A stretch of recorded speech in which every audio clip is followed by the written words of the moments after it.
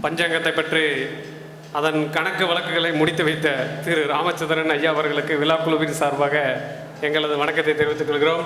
எங்களது நிறுவனரின் வேண்டுகோளுக்கிணங்க நீங்கள் கண்டிப்பாக இன்னும் சொற்ப தினங்களில் அதை முடித்து தருவீர்கள் என்று நாங்கள் நம்புகிறோம்.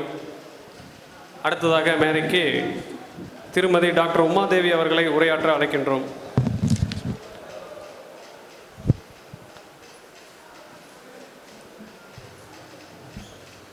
குரு பிரம்மா குரு விஷ்ணு குரு தேவோ மகேஸ்வரக குரு சாட்சாத் பரபிரம்மை தஸ்மை ஸ்ரீ குருவே நமக.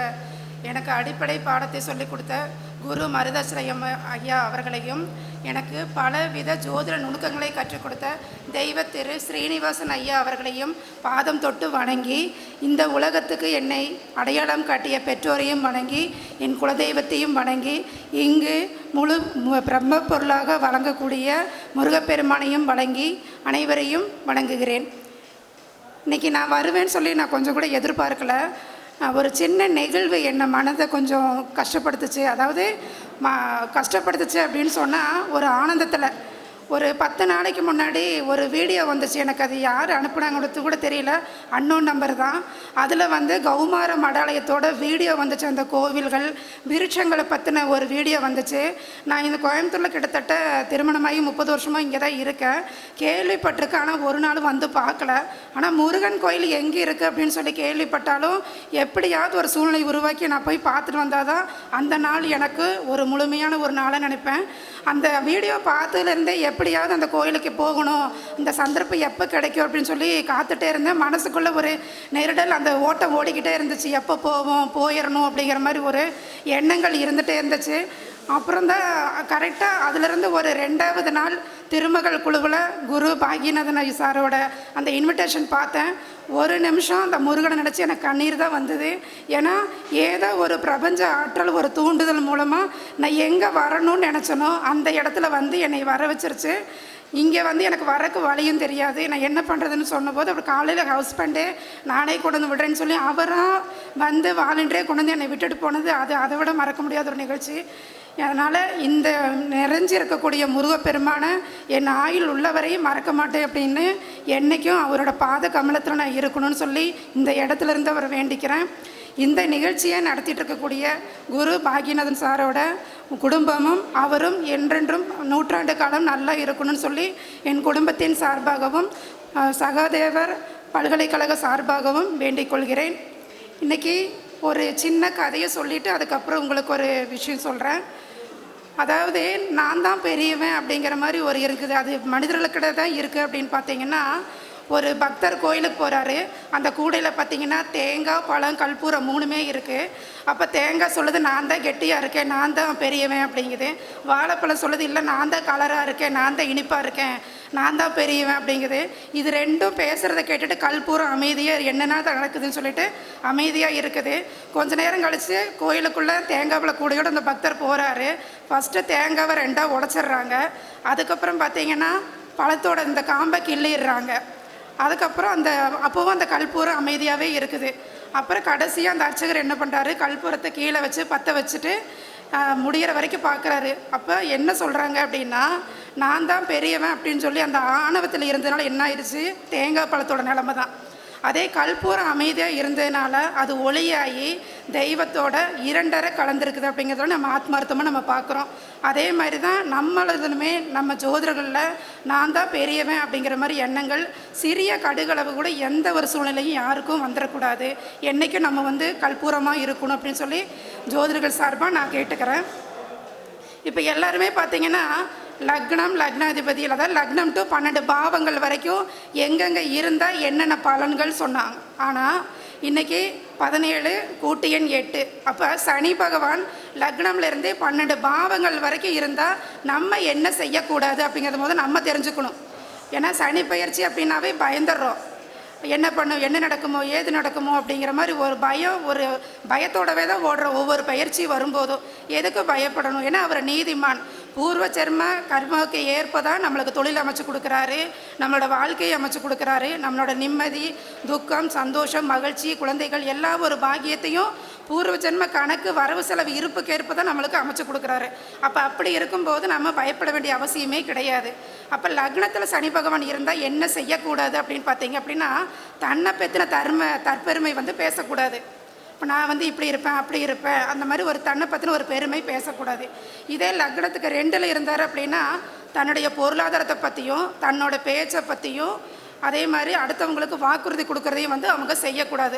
அப்படி செஞ்சால் என்ன ஆகும் அப்படின்னா, பொருளாதார தடை ஏற்படும், கொடுத்த வாக்கை காப்பாற்ற முடியாத ஒரு சூழல் உருவாகும். அதே 3ல் சனி பகவான் இருக்கும்போது என்ன பண்ணக்கூடாது அப்படின்னு பார்த்தீங்கன்னா, தன்னுடைய இளைய சகோதரனை பற்றின பேச்சுக்களை பெருமையாக போய் வெளியில் பேசக்கூடாது. என்ன ஆகும் பேசுனீங்க அப்படின்னா, உங்களுக்கும் சகோதரருக்கும் இடையே வந்து பகைமை உருவாகும், பிரிவினை உருவாகும், அந்த மாதிரி எடுத்துக்கலாம்.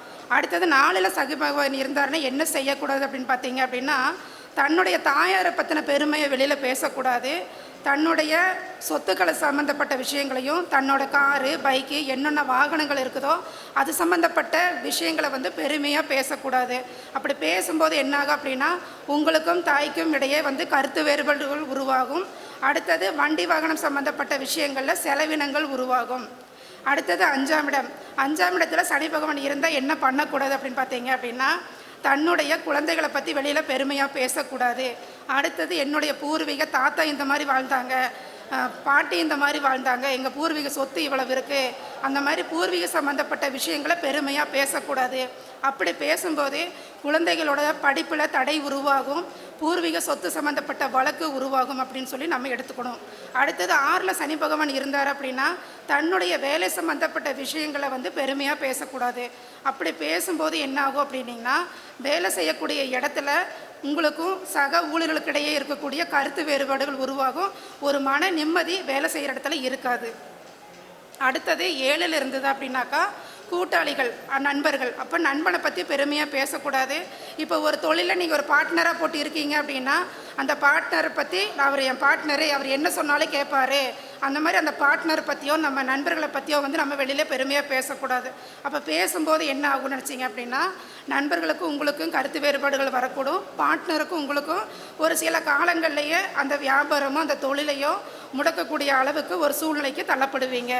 அடுத்தது 8 அப்படின்னா, உங்களுக்கு மறைமுக சொத்துக்கள் இருக்கலாம். அப்போ அந்த சொத்துக்கள் சம்மந்தப்பட்ட விஷயங்களை வந்து வெளியில் சொல்லக்கூடாது. அதே மாதிரி சில சமயங்களில் வந்து அந்த உயிர் சம்மந்தப்பட்ட விஷயங்கள் நிறைய தேடல்கள் உங்களுக்கு இருக்கும் அந்த 8ஆம் இடம்போது. அப்போ அந்த விஷயங்களை பற்றி நம்ம வெளியில் யார்ட்டையும் டிஸ்கஸ் பண்ணக்கூடாது. பண்ணும்போது அது சம்மந்தப்பட்ட பிரச்சனைகள் கண்டிப்பாக வரும். அடுத்தது 9ஆம் இடம். 9ஆம் இடம்ங்கிறது பார்த்தீங்க அப்படின்னா, தந்தையை பற்றி நீங்கள் வெளியில் பேசக்கூடாது. அதே மாதிரி அடிக்கடி நான் வந்து இந்த எல்லா விதமான பாக்கியங்களும் எனக்கு இருக்குது அப்படிங்கிற அந்த பாக்கியங்கிற வார்த்தையை கூட அவங்க லைஃப்பில் என்றைக்குமே யூஸ் பண்ணாமல் இருந்தாங்க அப்படின்னாக்கா, எல்லா விதமான சகல விதமான வளங்களும் இவங்களுக்கு படிப்படியாக வரும். பேச ஆரம்பிக்கும் போது அது குறைய ஆரம்பிக்கும். அடுத்தது 10ஆம் இடத்துல சனி பகவான் இருந்தார் அப்படின்னாக்கா, சொந்த தொழில் சம்மந்தப்பட்ட விஷயங்களை வெளியில் பேசக்கூடாது. அதே மாதிரி பொது மேடைகளில் வந்து அதிகப்படியான பேச்சுக்களை அவங்க கொஞ்சம் குறைச்சிக்கிறது அப்படின்னா, சாதாரணமான விஷயங்களை பேசலாம், தன்னை பற்றின விஷயங்களை கூட அந்த பொது மேடைகளில் அவங்க பேசக்கூடாது. அடுத்தது 11ல் வந்து சனி பகவான் இருந்தார் அப்படின்னா, தன்னுடைய மருமகளை பற்றி பெருமையாக பேசக்கூடாது. அடுத்தது மூத்த மருமகளை பற்றி பேசக்கூடாது, மூத்த அண்ணனை பற்றி பேசக்கூடாது. பேசும்போது என்னாகுன்னா, இவங்க உறவுக்காரங்களுக்கிடையே சில பிரச்சனைகளை உருவாக்கும். அடுத்தது 12ஆம் இடம் அப்படிங்கிறது நம்ம அயனசயனம். அப்போ நான் வந்து இந்த மாதிரி நேற்று இவ்வளோ ஜாலியாக இருந்தேன் அப்படிங்கிற அந்த சுகபோகங்களை பற்றியோ, அல்லது நேற்று ஆஸ்பத்திரிக்கு போயிட்டு வந்து விரைய செலவுகளை பண்ணினேன் அப்படிங்கிற அந்த அந்த 12ஆம் இடம் சம்மந்தப்பட்ட விஷயங்கள் என்னெல்லாம் இருக்கோ அதை வெளியில் பேசும்போது சம்மந்தப்பட்ட பிரச்சனைகளும் உங்களுக்கு ஆட்டோமேட்டிக்காக வர ஆரம்பிச்சிடும். அப்போ சனி பகவானை பற்றி நம்ம பயப்பட வேண்டிய அவசியமே இல்லை. ஏன்னா அவர் ஒரு நீதிமான், அவருக்கு எது கொடுக்கணும் எது கொடுக்கக்கூடாதுன்னு எல்லாமே அவருக்கு தெரியும். 2வது ஒரே பாயிண்ட்டு, 7ஆம் இடத்துல அவர் உச்சமாகிறாரு துலாம்ங்கிறது என்ன, தராசு. அப்போ அங்கே ஏன் உச்சமாகிறாரு அப்படின்னா, அவர் ஒரு நீதிபதி. அதே மாதிரி தராசு அப்படிங்கும்போது உங்களுக்கு அங்கே கேது வந்துடுவார். கேதுங்கும்போது உங்களுக்கு 5 தலைங்கும்போது 1 நீதிபதி சனி பகவான் வந்துடுறாரு. அதில் அந்த 5ல் 1 பார்த்திங்கன்னா வக்கீல், 2 பிரதிவாதி, 1 வந்து வாதி பிரதிவாதி, 2 வந்துடும். அந்த 5 தலைக்கு வக்கீல் 1, பாதி 2, பிரதிவாதி 2, உங்களுக்கு 5 வந்துடுது. அப்போ அந்த துலாம் ராசியில் ஏன் சனி பகவான் உச்சமடைகிறாரு அப்படின்னா, அதை நீதிக்கோளை நிலைநாட்டுறதுக்காக தான் அவர் உச்சமடைகிறாரு. அப்போ பூர்வ ஜென்ம கர்மாக்களுக்கு ஏற்பதை நம்ம அனுபவிக்கிறத நம்ம சந்தோஷமாக ஏற்று இந்த கால பிறப்பு கடனை நம்ம கழிச்சிட்டு போகிறத நமக்கு ஒரு மகத்துவமான நாட்களை கொடுக்கும். ரெண்டாவது, சனி பகவானோட தாக்கம் நமக்கு இருக்கா இல்லையான்னு எப்படி தெரிஞ்சுக்கிறது அப்படின்னு பார்த்தீங்க அப்படின்னா, இப்போ நடந்து போயிட்டே இருக்கும்போது பார்த்தீங்கன்னா காகம் தலையில் அடிச்சுட்டு போகும், ரெக்கை அடிச்சுட்டு போகும், ஒரு சில நேரங்களில் எச்சம் போடும்.